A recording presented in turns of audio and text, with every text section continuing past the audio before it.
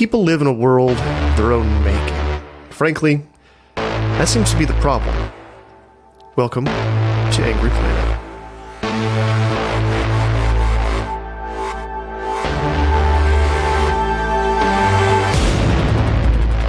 Hello and welcome to Angry Planet. My name, as always, is Jason Field. Matthew Galt, unfortunately, is under the weather.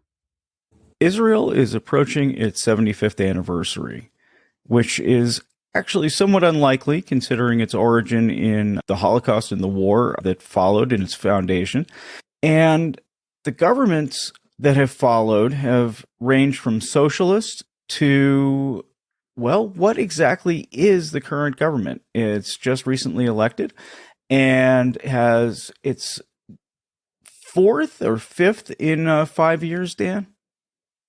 Depends if you count temporary governments, but it's the result of the fifth election in 3 years. Joining me to help understand all of this is Dan Perry, who is a former bureau chief for the Associated Press in Israel and Palestine, and also director of covering the Middle East and former chairman of the Foreign Press Association in Jerusalem. So he's a man who knows what he's talking about.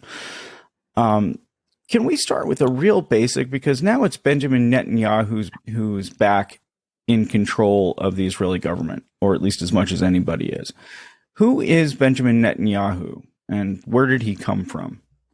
He's a fascinating figure. He is, in cumulative terms, over several different periods, he's the longest serving prime minister in Israel's history, those 75 years of history that you mentioned. By a whisker. He just bested David Ben-Gurion. He is a sort of a scion of a respected family in the revisionist movement. They were the opponents of the original socialists who set up Israel. So they were more right-wing and more capitalistic, slightly more nationalistic, but not at all religious. That was a revisionist movement. And his dad was a historian who was a part of that. And that became the original version of Likud.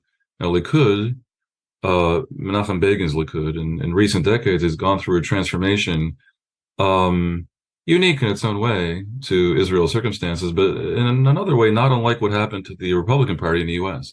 It obviously is close to unrecognizable from the days of Gerald Ford. And something similar has happened to Likud, where they have morphed into a party that is at the head of an alliance that can be seen as quite extremely nationalistic and rather religious, which takes us in all kinds of other directions that are sometimes difficult to explain to a foreign audience. But because of things going on in Israeli society and the birth rate among the ultra-Orthodox, hyper-religious people, Israel may become eventually a version of Iran, very far from both the original socialist vision and also rather far from the original revisionist vision, which is where Netanyahu comes from. I would also add that he is easily one of the most articulate, eloquent, Machiavellian, intelligent, erudite, and educated leaders on the face of the planet. And you mentioned a bit of my AP history before, but I was also the head of AP in Europe and Africa and the Middle East. And I mean, I've seen a lot of the world, and I've never seen anything like Netanyahu. He is a political machine that is so rare in terms of intensity and quality and determination that about the only parallel I can think of is maybe Bill Clinton. But Clinton was constrained by a 2-term limit. Netanyahu is not. And I remember when he was ambassador to the UN, if I remember right, and not the U.S., I think he was ambassador to the UN. One thing that struck me was he was also quite handsome, which is a little bit unusual from what I've seen of Israeli leaders. It's just interesting because he has a telegenic quality to him. He's telegenic for sure. I mean, I won't quibble about the handsomeness, and of course now he's in his mid-70s. Yeah, he was an impressive figure. He has a nice baritone, and as I say, what tended to overpower the listener was his intellect. Unfortunately, that is married up to other qualities which are less positive and which have been which have come into full bloom in his latter years. I mean, his cynicism, his economy with the truth, um, his ability to get himself mixed up in cartoonish corruption scandals in the past decade is almost as unequaled as are his positive qualities. And look, and today he's under he's facing trial ongoing for bribery, fraud, and breach of trust. There's at least a fourth case that somehow he's escaped indictment on, which is in some ways more spectacular, involving corruption that has sent others already to jail in the context of the purchase of nuclear submarines. And so he's really like ensnared in some legal difficulties, which have placed him at the mercy of his extreme right allies and his religious allies. And this has changed everything about Israeli politics in a way that I think is important to explain. In the past, for about 45 years, Israel has had something close to effectively a two-party system. There's a multiplicity of parties, but it amounted to two camps. You had the center-left, moderate, inclined to make compromises, wanting to end the occupation in West Bank and before that Gaza, in alliance with the Arabs. So the center-left Arabs, that was like the Democrats. Then you had the Republicans, or their equivalent, and that was Likud, and the extreme right, the fanatical extremist people who want to burn down a house, and the religious parties in their various stripe. Some of them were mainstream religious, others were ultra-Orthodox, what Americans call Hasidim, somewhat inaccurately, what in Israel is called Haredim, but they're quite distinct in their appearance and behavior and politics. So that was the two blocks. Now, whenever the right wing won, the Likud religious extremist bloc won, the Likud leader could sort of control the demands coming from the fringe parties in this bloc by saying, look, I'll do an alliance with the center-left parties.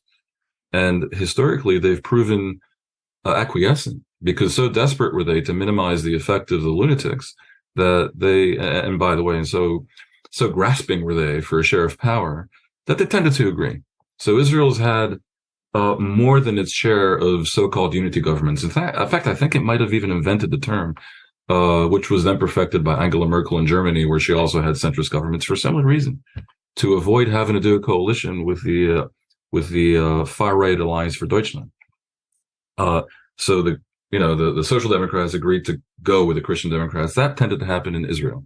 Today, Netanyahu, because of the corruption scandals and some other things, including his overall behavior over the past 2 decades, which is seen as cynically inciting the different types of Israelis against each other, he's become a symbol of something negative for the other side, a little bit like Trump in the U.S. He's now being boycotted. And the center-left leadership has more or less placed its entire personal and political credibility on a boycott of Netanyahu. And the press smelled blood here, so they asked them like 1,000 times, would you ever do a coalition with him? Is there any such scenario? Is it even remotely conceivable? And you can always go back on election promises, but they went so far in assuring the public they never would that the boycott is serious. It prevents, therefore, Netanyahu from doing a centrist coalition. And that places him totally at the mercy of religious and extremist parties. And the result is what we see before us, the first ever government in Israel that is genuinely describable as extreme right and truly dangerous to the region, to the country, certainly to the opposition, and also in a way to itself. You already see them ripping each other to shreds on a variety of seemingly trivial issues, but they're doing it already in the first week. You bring up a very interesting point, the unity governments. Actually, in order to avoid the worst case scenario, do you really think that, okay, I guess it's two questions. One, will the left just be so stubborn that they leave themselves in this marginalized or extremely marginalized situation? Or would even Netanyahu at this point be interested in creating a unity government instead of the allies that he has now? Netanyahu was secular. And Netanyahu is intelligent. And Netanyahu is a Zionist. And he currently finds himself at the head of a government that is, in the view of many Israelis, none of those things, including not Zionist. Because by insisting on melding the West Bank in a way that is irreversible via uncontrolled settlement to Israel, that creates a binational state. That will either not be a Jewish state or will not be democratic, because a third of the population, the Palestinians, of what is effectively the country, won't be able to vote. That's not the Zionist vision. Netanyahu may have other ideas about what Israel needs to consider as its primary goals. For example, he historically has wanted to find ways to hold on to the West Bank for security purposes. It is strategic territory. So the issue is complicated, but at the end of the day, I have little doubt that he would prefer a centrist coalition that would enable him to, play all sides against each other and carry out what is this genuinely conservative instinct of doing nothing too radical, neither too much to settle the West Bank, nor take any gambles on, risky peace deals that involve giving up the strategic highland that is the West Bank, doing nothing. That's his inclination. And that can't happen with the extreme right wing as his ally. And I also have to think, because he can do the math, he knows that his alliance with the Haredim and the dynamic that has created in terms of subsidizing their phenomenally high birth rate and allowing them to not teach their kids math and science and English, thereby making them unemployable, where they're already a fifth of the Jews in his country. This is leading Israel towards a place that is economically unsustainable, and everything that you know of, and socially divisive to a degree that is itself unsustainable. This is, bringing about the end of the miracle that is Israel's economy and Israel's high-tech prowess and so forth. So I think he knows all this, and he would prefer a centrist government. How to bring that about is where I believe his Machiavellian instinct comes in. I think Netanyahu is eager to have his allies right now create the impression that they're perfectly willing to burn down the house in order to freak out the left, which probably is what's necessary to get them to abandon their promises to not join him. And there's another little thing in the background. Netanyahu's coalition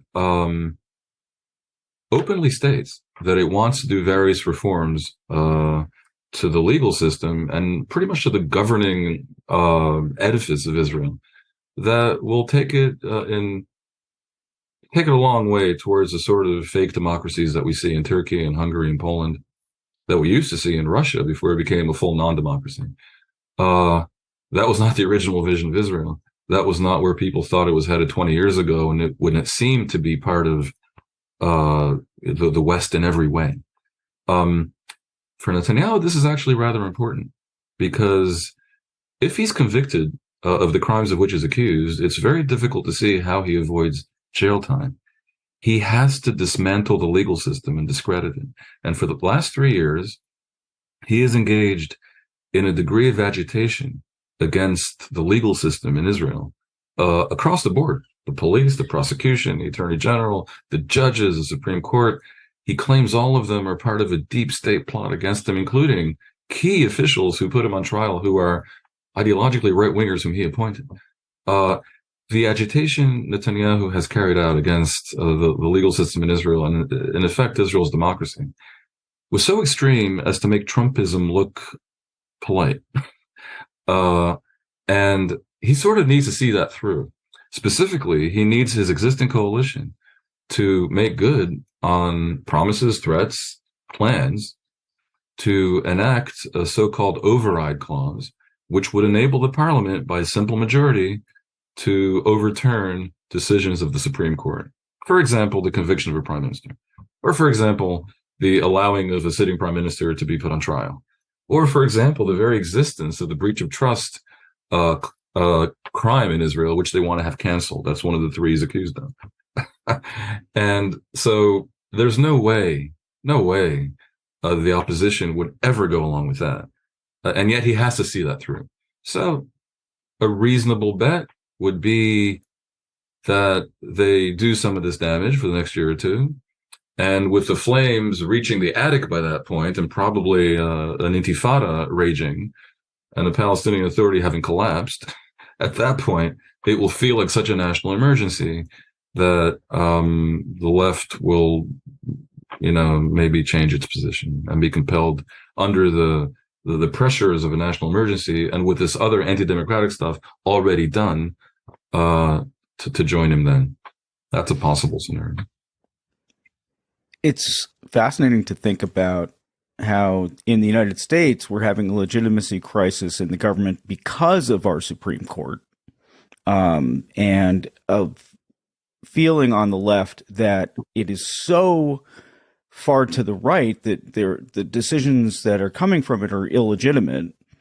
And in Israel, you have the concept of actually overriding the Supreme Court, which I don't know how that would even happen here in the United States. 51 senators. The version that of the all it would take? Clause, the version of the override clause that they want to enact would enable any majority to decide. Now, Israel has no constitution. So it's interesting because you could argue, what is democracy? And I think most people would tell you democracy is a majority rule. Very few people on the street, even in America, would go very far in insisting on other niceties like minority rights. So under this version of majority rule, 51 senators, or in Israel's case, 61 Knesset members, could decide, let's say, to cancel democracy. And the fanatical devotees of majoritarianism would then tell you that that's okay because the majority decided. It's interesting to look at the differences between the U.S. system and the Israeli system. In America, the Supreme Court is completely politicized. It is sort of amusing to see the Americans running around the planet telling other people how not to politicize their judiciary. Israel has many things about it that are imperfect, but one of the things they kind of got right is that the judiciary was independent. And the judiciary did stand up for minority rights. And for example, despite the failure of democracy that has brought about 55 years of occupation of the West Bank and oppression of the Palestinians, to the extent that the Supreme Court could, they were the last recourse for Palestinian rights, even non-citizens. The Supreme Court has protected the Palestinians within reason, not fully, but they have stood and still stand for something liberal about Israel, for something progressive and decent about Israel. I'm afraid the American Supreme Court has gone in a very different direction as a result of politics. So Israel's court is not yet right-wing. When it becomes that way, and this is one of the projects of the Israeli right-wing, which, as I say, is quite analogous to the Trumpist project. They're just a few years behind. They want, in addition to the override clause, to politicize the choosing of judges and to use that different type of process to bring about a right-wing Supreme Court, at which point it will become less necessary to override their decisions. I'm afraid that there's so many threads that there's no way that we can talk about everything in time. Yeah. One of the extremists who's becoming famous, even in the United States, is Itamar Ben-Gvir.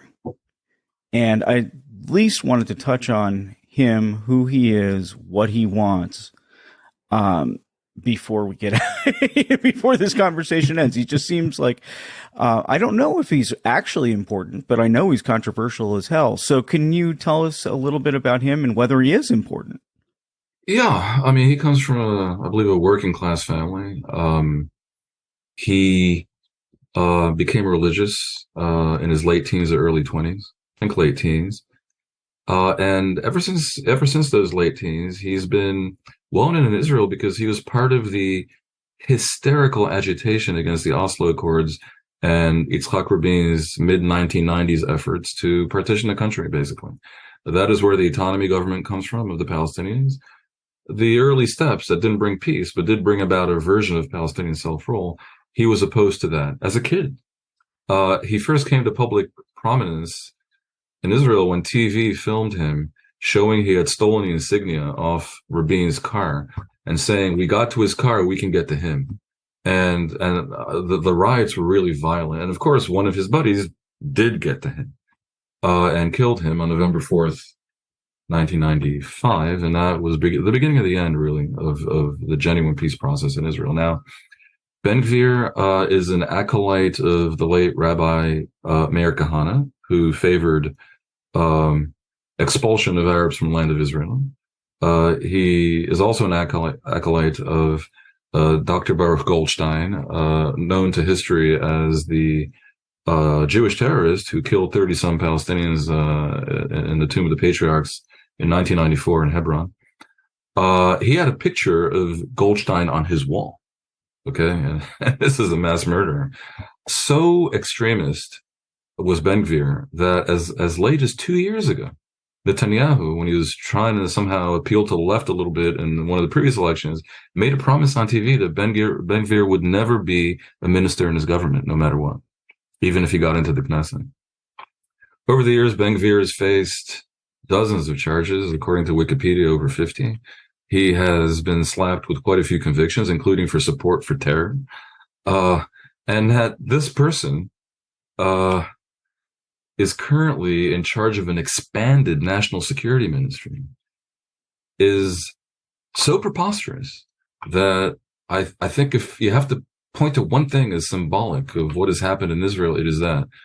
But, there's more. I mean, the finance minister, who's also the health minister, and this sits on a lot of money here. I'm sorry, the interior minister, who's also the health minister, which sits on a lot of money, a lot of control, is Aryeh Deri, who served a prison sentence for bribery 20 years ago. He's the head of a Sephardic ultra-Orthodox party, Shas, and he was convicted again in a plea bargain 2 years ago of tax evasion, where he wasn't sent to jail because of a promise that he would leave politics. And now he's one of the most powerful ministers in the Israeli government. They had to pass a law to enable a person who is thusly convicted to be a minister, and he passed that law. And that law has now been taken to the Supreme Court, which in coming days is going to have to vote on this issue. And the Attorney General, inherited from the previous government, has just said she cannot defend this appointment for the Supreme Court. I'd be interested to see if she could defend the Itamar Ben-Gvir appointment, or the appointment of another religious extremist, Bezalel Smotrich, who's the finance minister. This is a guy who calls himself, in front of the media, a proud homophobe, who, in front of the media, lamented that his wife had to give birth in a maternity ward where there were Arabs, and whose vision for the finance ministry of a top country in the OECD, with a per capita income higher than France's and Italy's at this point, is to abandon notions of capitalism versus socialism and run the economy by the principles of the Torah. So you look at this whole thing, not just Ben Gvir, and it is a 5-alarm fire.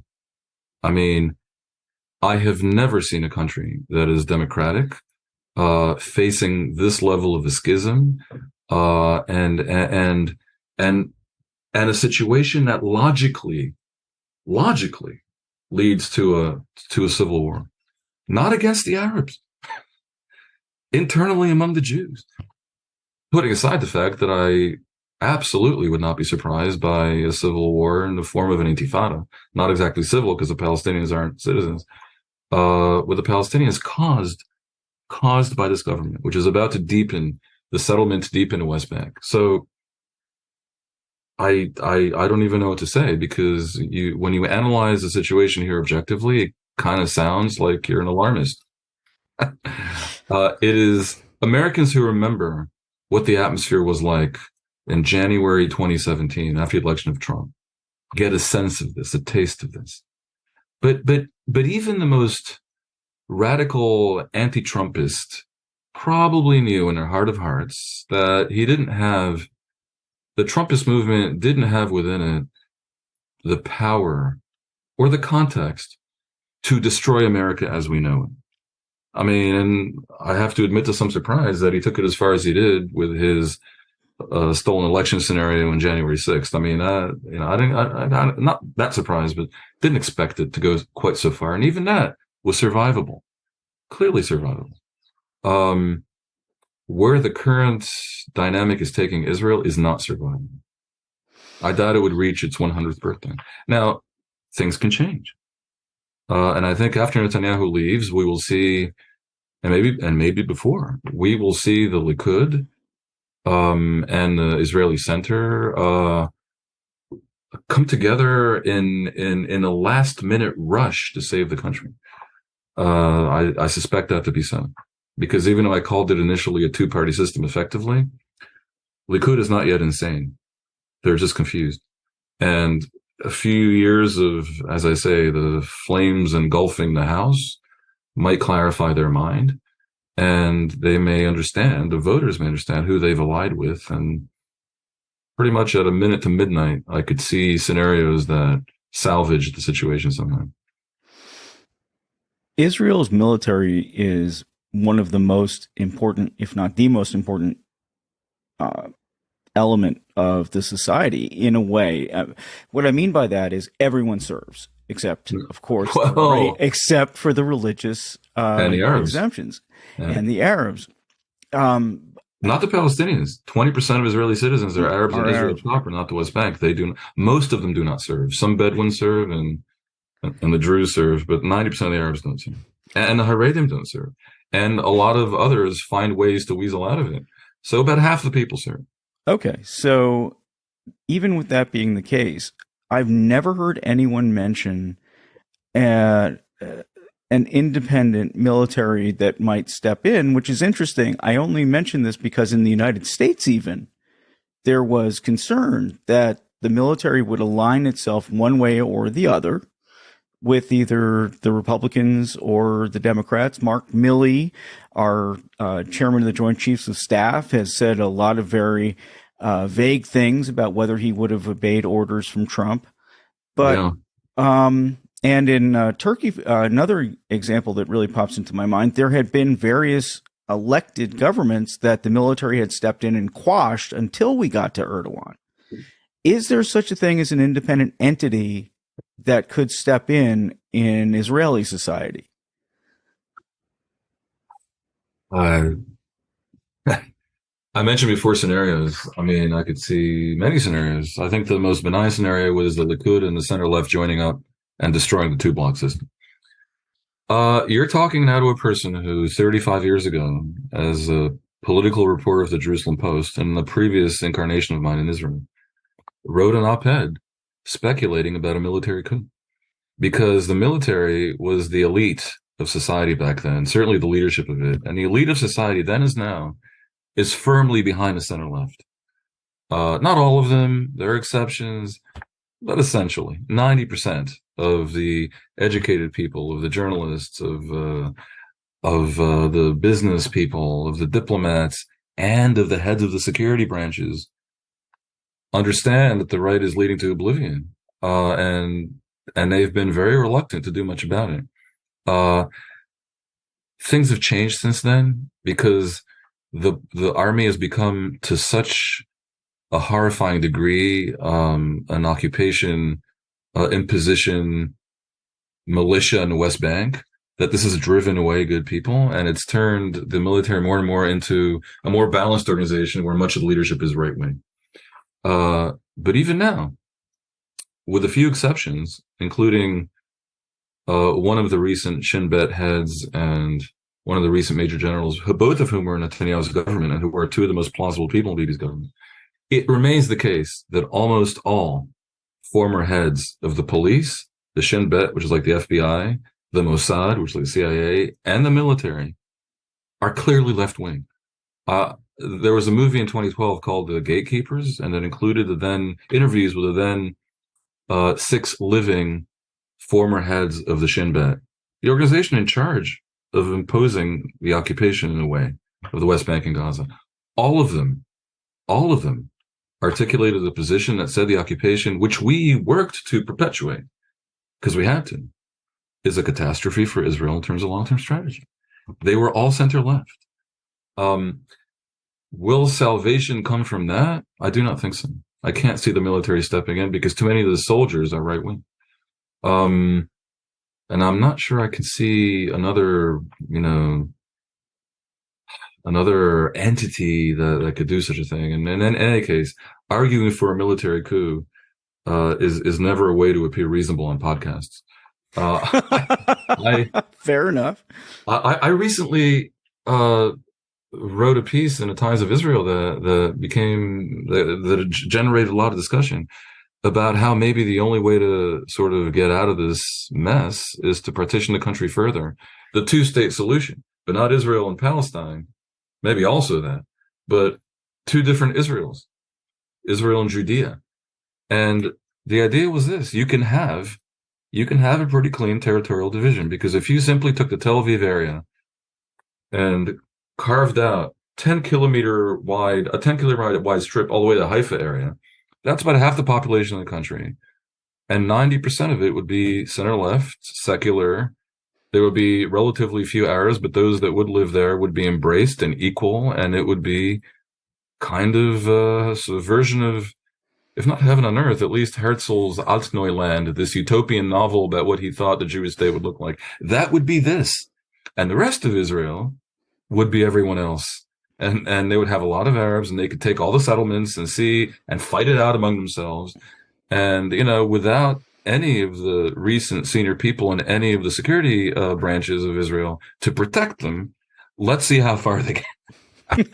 That was the idea. And, of course, I was widely ridiculed, and many people thought it was not serious and, some version of a Jonathan Swift proposal, modest proposal. And look, it's not really going to happen. But then again, there is no reasonable scenario that is going to happen. Something unreasonable is going to happen, including, peace in our time.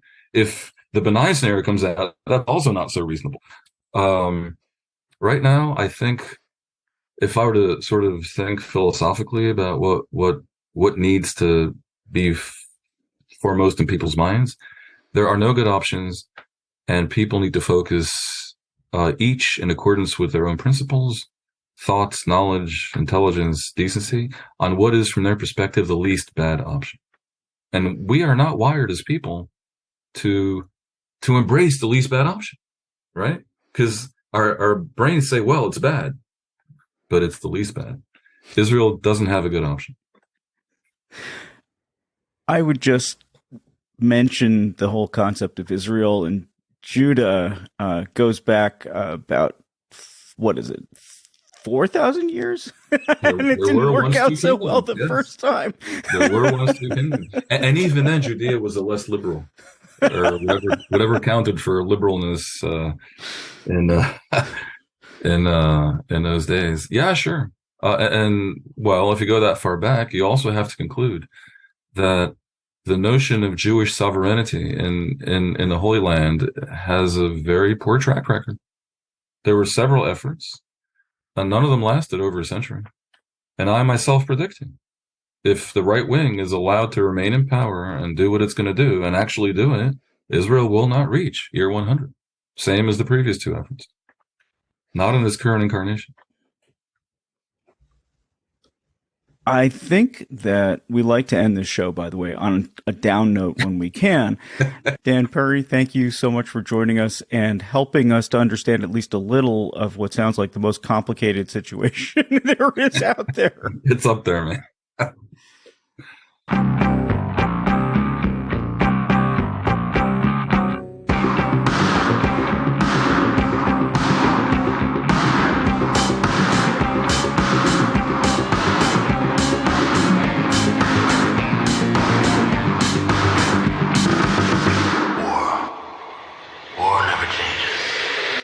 Thanks for listening to another episode of Angry Planet. The show is produced with love by Matthew Galt and Jason Fields, with the assistance of Kevin Nodell. This is the place where we ask you for money. If you subscribe to us on substack.angryplanet.com, it means the world to us. The show, which we've been doing for more than 7 years now, means the world to us, and we hope it means a lot to you. We're incredibly grateful to our subscribers. Please feel free to ask us questions, suggest show ideas, or just say hi. $9 a month may sound like a big ask, but it helps us to do the show on top of everything else that we do.